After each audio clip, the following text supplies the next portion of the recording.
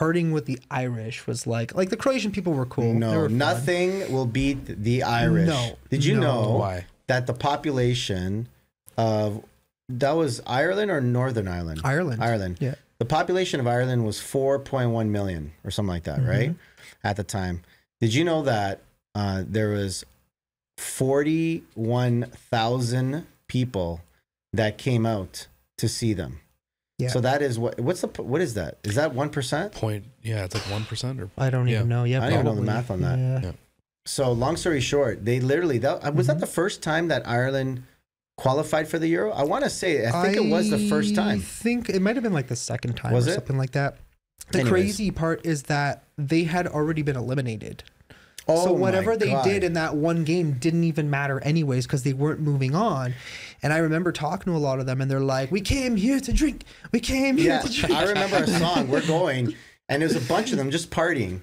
And we're going, and they're singing a song. After they lost three straight, they're out. They're like, a song. You're never gonna believe this. You're never gonna believe this. You're never gonna believe this.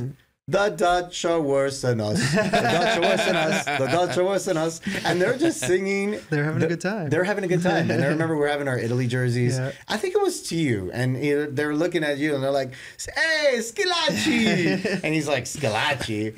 He goes, it's just like random older players and all that stuff, which was great. And they were just like the happiest people. I had the most fun partying with those people. That night it was a party. They were amazing because we were just walking around the square just over and over, just buying beer after beer. I mean, we didn't have to drive at that point. We just took a taxi to get back to the hotel. And it was just beer after beer, partying with them. Because then once they realized we actually spoke English, which caught them completely off guard. Yep. Because, I mean, you would think that they would speak Italian, but apparently none of the real Italian people wanted to go. So the Canadian Italians decided to go and support the team. They missed the party and a half. Oh, they did. Absolutely. It was. What was that other song that they were singing? Oh, Trapattoni. He used to be Italian, but he's Irish now. because the coach he's Italian, and he was actually the Italian coach was coaching the Ireland national team at that point. Wow. So they're just like kind of like, playing with us and stuff like that. It was really, really cool. Yeah. But we had a good time. Oh, it was amazing. It was a trip of a lifetime, I'd say. It was. There was one more thing that I remembered happened on that trip. And we were talking about it before the show. When we got bribed by the police coming back, I think it was the day we were coming back from Krakow. This is the first time I'm speaking about this in 11 years. Yeah, just about. Yeah. And so I remember we were coming back from Krakow. We were still about an hour to an hour and a half out from Poznan. We were in the countryside, literally middle of nowhere. And I just remember Daniel passing another car, and it was obviously a solid line, so he probably wasn't supposed to pass. And then right at that exact moment, 2 police waving us down. Pull over.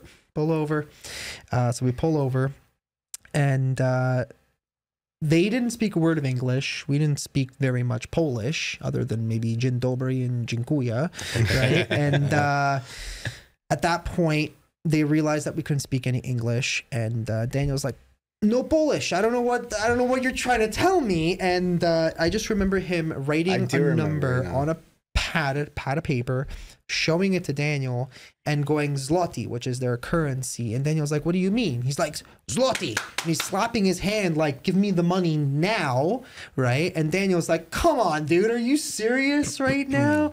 And then at some point, I'm trying to get out of the car. They're yelling at me to get back in the car. So I got back in the car, just waited. Daniel pulls out a wad of cash, gives it to them, and then just let us go.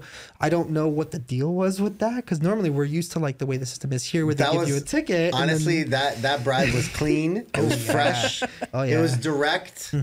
It was just like, he knew exactly what he was doing. it was like, mwah. Yeah, he knew exactly. He knew exactly what he was doing. These guys know you're not speaking the language. You're tourists. You're here for the game. They're never going to see us again. Exactly. Their assumption. They know you don't want to get in trouble in another country. That was These guys will awesome pay. story. That's crazy.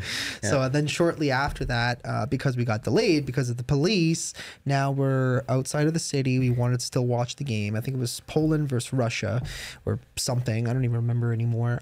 So we're entering this small little town. There was one bar. And we pull up.